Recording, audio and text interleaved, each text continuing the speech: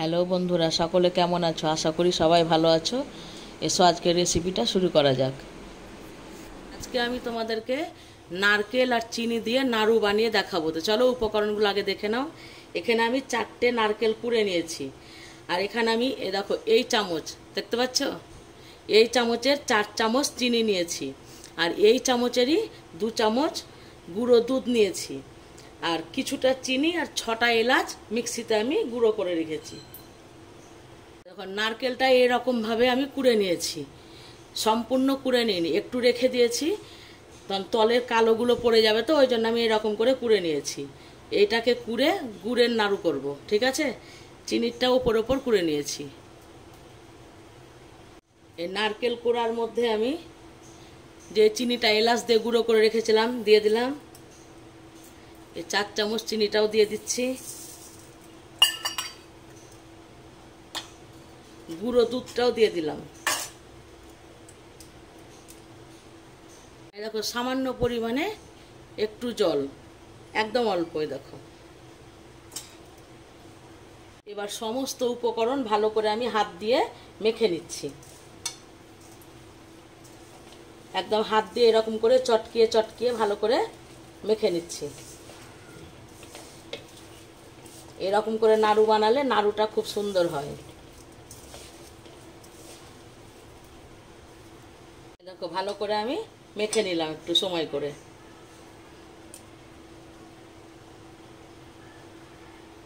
ধরিয়ে আমি কড়াই বসিয়ে দিয়েছি। এবার গ্যাসের আঁচটাকে এখন বাড়িয়েই রাখবো, দিয়ে এবার নাড়তে হবে।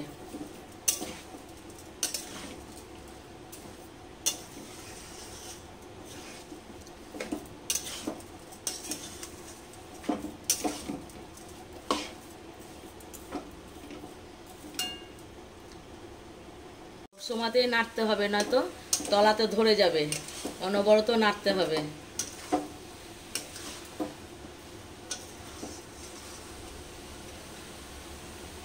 দশ মিনিট আমি গ্যাসের আঁচটাকে বাড়িয়েই নাড়লাম, দিয়ে এবার গ্যাসের আঁচটাকে এখন মিডিয়াম করে দিয়েছি। নাড়তে হবে কিন্তু অনবরত, থামলে চলবে না। যদি থামো তাহলে লাল হয়ে যাবে, না তো পুড়ে যাবে।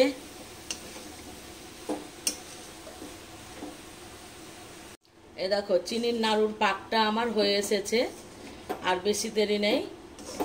এরকম করে অনবরত নাড়তে থাকবে বন্ধুরা।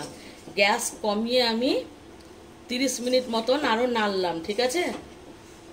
এ দেখো তোমরা না তো কি করবে, যদি বুঝতে যদি না পারো তো এরকম করে একটু ছেঁচকিতে নিয়ে অন্য জায়গাতে আগে তুলে নেবে, ঠিক আছে?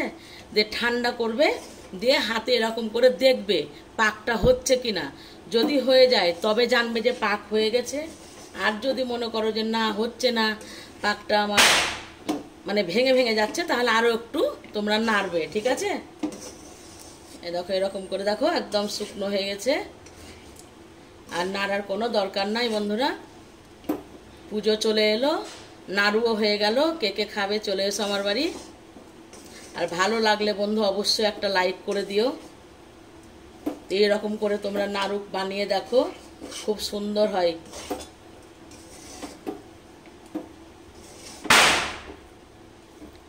এটা তো পাক হলো, এবার নাড়ু কিভাবে আমি তৈরি করি সেটাও তোমাদেরকে দেখাবো।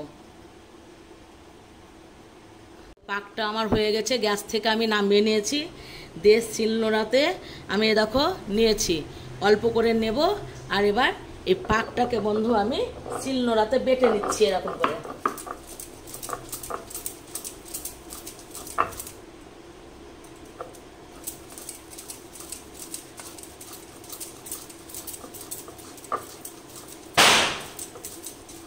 দেখো এরকম করে বেটে নিলাম, দিয়ে বেটে এবার বাটা যেগুলো হয়ে গেছে ওগুলোকে আমি নাড়ু বানিয়ে নিচ্ছি।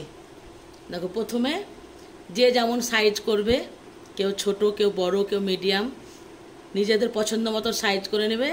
এরকম করে আগে এক হাতে এরকম করে ভালো করে চেপে চেপে এরকম করে নেবে, ঠিক আছে? দিয়ে এবার 2 হাতের সাহায্যে এরকম করে ভালো করে গোল করে নেবে। এ দেখো একটা হয়ে গেল। এরকম করে তোমরা নাড়ু তৈরি করে দেখো বন্ধুরা, একদম এত জিনিসটা চিকন হয় না, তোমাদেরকে কি বলবো। এই দেখো আর কীরকম দেখো তেল বেরোচ্ছে একদম। তোমরা করে দেখো তবেই বুঝতে পারবে। এই দেখো বন্ধুরা, তাহলে কেমন লাগলো অবশ্যই আমাকে জানাবে। তাহলে এইরকম করে তোমরা সবাই নাড়ু করো, শুরু করে দাও। পুজো তো চলে এলো আর কি। এই দেখো এরকম করে আমি সমস্ত কাহিগুলোকে মানে পাকটাকে আর কি বেটে নেব, নিয়ে এরকম করে নাড়ু তৈরি করব। ঠিক আছে, সমস্ত নাড়ু আমি এভাবে তৈরি করে নিয়েছি। তাহলে আজকের মতো বিদায়, আবার পরের ভিডিওতে দেখা হচ্ছে।